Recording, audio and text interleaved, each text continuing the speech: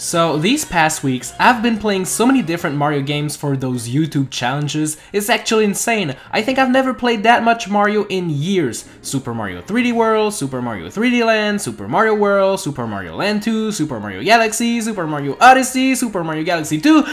I'm not even sick of those games yet. Last time with my friend Nathaniel Bendy, we listed off our top 10 worst galaxies in the original Wii game, Super Mario Galaxy.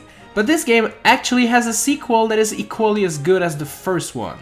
You know, I gotta admit that this game series is really fun, and it actually aged quite well. Oh, hi TetraBitGaming, welcome to this top 10. Hey Nico, what's up my man? So I had this epic original idea where I thought of listing the top 10 worst galaxies in Super Mario Galaxy 2 and was wondering if you'd help me with that. No. Great! Basically, these galaxies are the ones that marked us the least, the ones we don't really remember because they were either too bland or too boring. But that doesn't make them terrible galaxies, so hopefully you guys won't get too mad. Hey, I'm Nico. And I'm TetraBitGaming. And this is the top 10 worst galaxies in Super Mario Galaxy 2. Here we go. Let's start off the list with a galaxy that is really uninspired. Battle Belt Galaxy is basically just a bunch of random round planets scattered and you visit them one after another. It may sound harsh, but it's literally what this galaxy is all about. You land on a planet, you defeat 2 or 3 enemies, you receive a launch star, you get to another planet, and you repeat the process until you reach the star. It's not bad or anything, as defeating a couple of enemies in a Mario game is always welcomed, but you have to admit that this is not the most memorable level you'll play in this game. With the Mario Galaxy series having some of the most memorable galaxies ever, ones you'll never forget like Honey Hive or Gusty Garden Galaxies, it's really hard to give a pass to such a lame excuse for a galaxy like Battle Belt Galaxy. The only redeeming feature is this boss fight against this lava dragon, which is kinda cool, but besides that, this galaxy is eh. At first, when you see this galaxy appear before you, you're excited. You can't wait to explore this amazing jungle. But soon you realize that there's an invisible wall preventing you from actually exploring everywhere you want. This galaxy forces you to grab onto this bird and glide down to the end of the set path before you. This is such a disappointing galaxy, to say the least. I could mention the fact that you're forced to use the motion controls to control this bird, but for once the controls actually aren't that bad.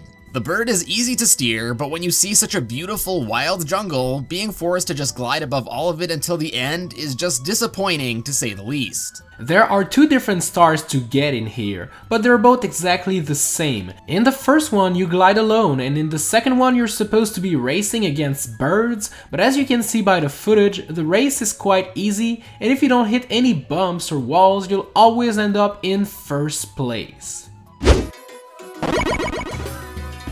Next up, we have Clockwork Runes Galaxy, which takes place in a rune-themed level, where there's tons of giant platforms spinning clockwise.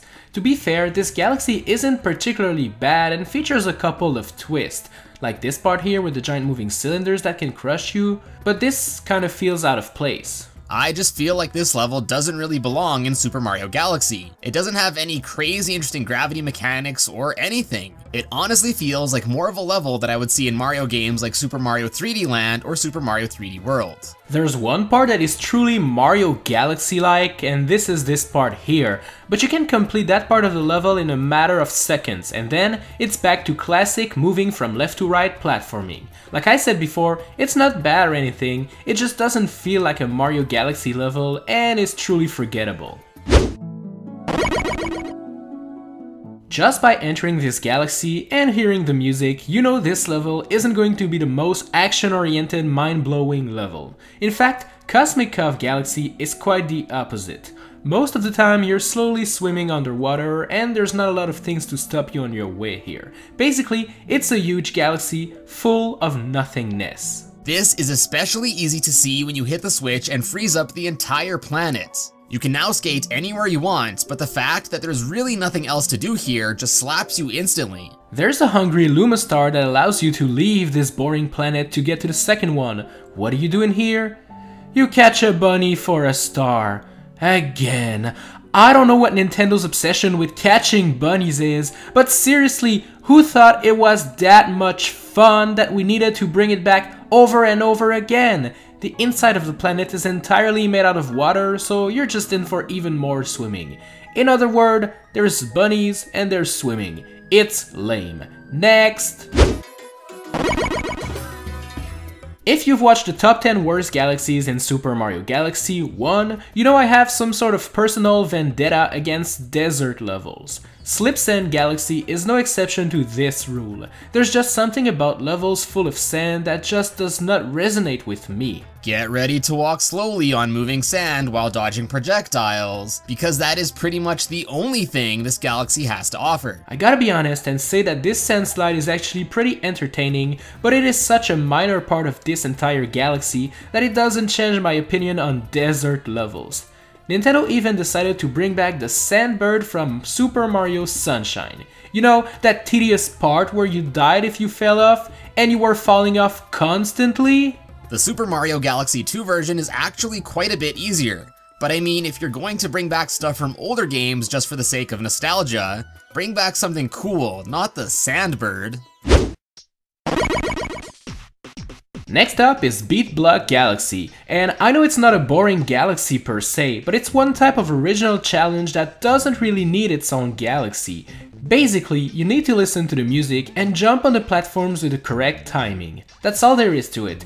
It will take you about a minute to reach the end of the level where you'll collect silver stars, and that's it. This level mechanic was actually brought back in Super Mario 3D Land and in Super Mario 3D World, and was properly made into its own original thing, but the Mario Galaxy 2 version seems kind of like a trial run for this mechanic. I just wanted either more of it, or have it being mixed with another galaxy or something. It's not about a galaxy, it's just one that is short and really low on content. Remember how I told you Cosmic Cove Galaxy was pretty boring because all you did was swim slowly until you turned the entire planet into a big block of ice? It was boring, right? Well, here's Slimy Spring Galaxy, which is kind of the same thing as Cosmic Cove, but even more boring. Basically, this galaxy gives you a green shell which you grab onto to slowly move toward the end of the level. There is not going to be a lot that stands between you and the end goal, and this is my problem with it. Cosmic Cove had the decency to include one cool mechanic when you freeze the planet, but this one just has nothing to offer other than swimming in a straight line. And you know what? You do all of this to get to this treasure chest. What's inside, you might ask? Captain Toad. He got captured again. What a noob. The second star is exactly the same as the first one, but this time you get points for collecting coins and defeating enemies. It makes the experience a little bit more bearable, but it's still a boring galaxy that should have been cut from the final game. Flipsville Galaxy is up, and this level suffers from the same curse as Beat Block Galaxy. It's a fun level, but it's too short and actually feels like something that could have been part of another galaxy and not its very own. Basically, when you swing the Wiimote, the red and blue platforms get swapped and you need to use this to your advantage to reach the star. Once again, this idea was actually brought back and improved upon in Super Mario 3D World. This is how you know it was a neat idea, but probably didn't deserve its very own galaxy. Even the purple coin challenge, which is supposed to make things more exciting, fails to deliver because you have so much time to get all of the coins. And all of the course is the same as the first time. I'm pretty sure it's even possible to beat this entire level without even flip swapping any platforms, which kinda defeats the purpose of this entire galaxy. This next galaxy is just plain bizarre. It's Flipsville Galaxy, and from what I get, you're supposed to be in the city, moving from houses to houses, while doing ground pounds on those grids to flip on the other side, hence the name Flipsville. Haha, clever. But I don't know, man, this galaxy is just ugly. Yeah, I think ugly describes this galaxy pretty well. It honestly feels like a bad ROM hack made by somebody that has no knowledge in game design. The second star is making you visit a broken version of the city. as if the original version wasn't broken enough. This time you have to use the spin drill to dig your way from one side of the city to another, which is basically the same thing as ground pounding, but you shake the Wiimote this time. It's a very forgettable Galaxy and a bad one, which is why it's so high on this list. You know what I dislike the most in the original Super Mario Galaxy? Motion controls. Those type of levels where you can't use a beautiful joystick and are forced to swing the Wii remote around for the sake of Nintendo showing off that their controller was different. I thought these levels were a thing of the past, but some twisted developer thought it was a great idea to create the rolling masterpiece Galaxy. First off, this is a flat out lie. This level is no masterpiece. It's another one of those levels where you hop on a ball and guide it to the end of a set course by tilting the Wii remote around. Why do we need to do this again, Nintendo? I know you guys are going to tell me to get good in the comment section like you did in the previous top 10. I know I can make it, I'm not that much of a noob, but I can tell you one thing for sure. I'm having zero fun while driving this ball to the end of the course. And for that reason, and the fact that they dared call it the rolling masterpiece, I have to put this at number 1. I cannot tolerate such blatant lies in my Mario game. Thanks a lot for watching this video. Big shoutouts to TetraBitGaming for joining me here today. Hey, thanks for having me on. Don't forget to give this video a like, subscribe to both Tetra and I, and make sure to tap the cards right now to watch the top 10 worst galaxies in the original Super Mario Galaxy. Alright, I'll see you In a bit.